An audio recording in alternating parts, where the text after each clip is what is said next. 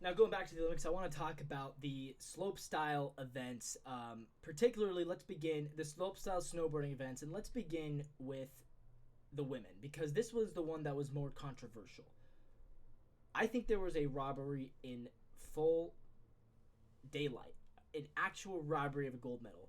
This gold medal deserved to go to Zoi Sadowski-Synnott of New Zealand. If you've never heard of Zoi Sadowski-Synnott of New Zealand, she's one of the most decorated New Zealand athletes of all time. She has 4 Winter Olympics medals across the 2022 games, the 2026 games. She's still only 24 years old. She'll be back. She'll probably be a favorite again in the next Olympic snowboarding competitions. But Sadowski-Synnott, she should have won gold. There's no way to get around it. The judges, I don't know what the judges were talking about. When I watched this live, I was listening to the American broadcast.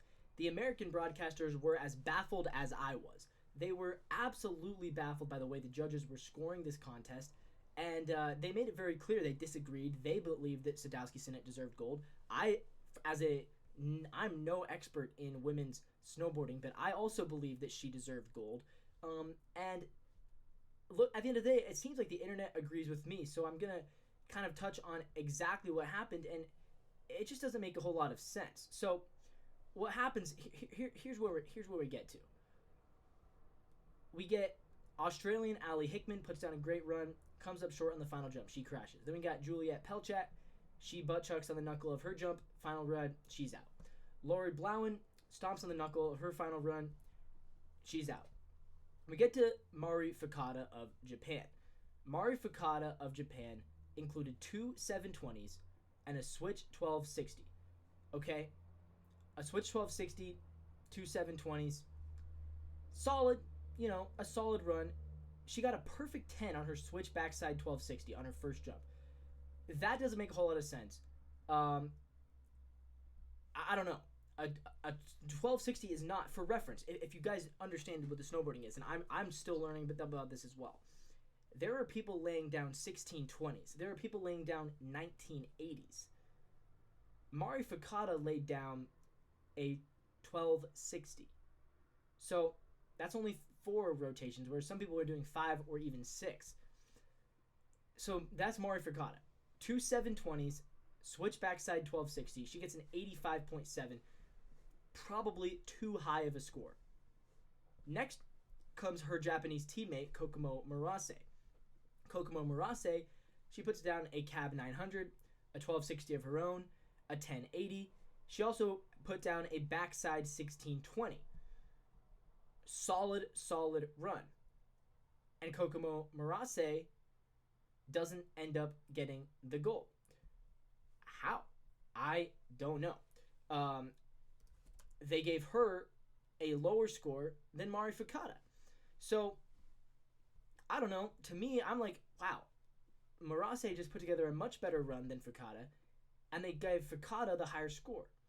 Kind of sus, right? Kind of sus. And then comes Zoi Sadowski-Synnott of New Zealand. She's the last to go because she was the best in qualifying. She puts down a switch backside 900, back-to-back 1080s, and doesn't get the gold either. They put her in silver medal position. Now, at the end of the day, the 1260 that Mari Fukada laid down is what won her gold. The judges gave that 1260 a perfect 10. But Zoi Sadowski-Synnott, who put it down back-to-back 1080s, compare that to what Fukada had, who laid down a pair of 720s. So, for Fukada, essentially, 1 great jump and then 2 very, very mid jumps to close it out. The 2 720s. I mean, come on, man. 720 for gold? I don't get it. I didn't think it was... I mean, when I watched Mari Fukada's run, I was thoroughly unimpressed. I didn't think it was that good. I thought Sadowski-Synnott deserved it. I thought she put down a much better run. Apparently, reading into more of it, Fukada went a little bit faster than Synnott and got a little bit better airtime. So maybe that is what gave her the gold. But in my opinion, and in the opinion of the announcers, and in the opinion of a lot of people online, the difficulty of jumps that you do should matter more in this event. And the judges didn't really take that into account. They didn't take into account the difficulty of Sadowski-Synnott's tricks. They gave it to Fukada. Some people said it felt like the judges were completely biased towards Team Japan. At the end of the day, Japan wins the gold and bronze. Synnott for New Zealand does get that silver medal, but it felt like she deserved the gold.